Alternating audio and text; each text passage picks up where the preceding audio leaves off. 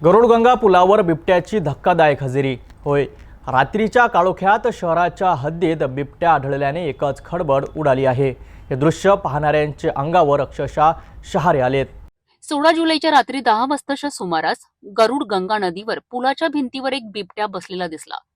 श्री रेणुका देवी संस्थानकडील सुरक्षा रक्षक नेहमीप्रमाणे रात्र पाळीवर जात असताना त्यांना पुलावर बसलेला बिबट्या दिसला।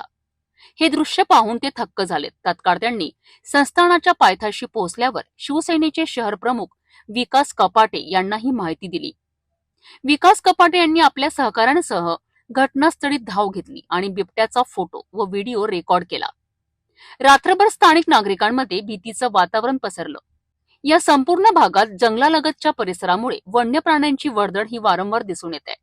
मात्र पुलावर अशा प्रकारे बिबट्या पाहिल्याची ही पहिलीच वेळ असल्याचं स्थानिक नागरिकांनी सांगितलंय।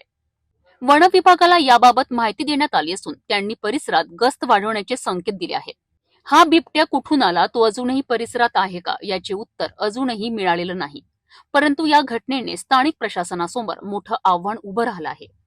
बिबट्या हा जंगलातील राजा असला तरी शहराच्या हद्दीत त्याची अशी उपस्थिती ही नक्कीच चिंतेची बाब आहे।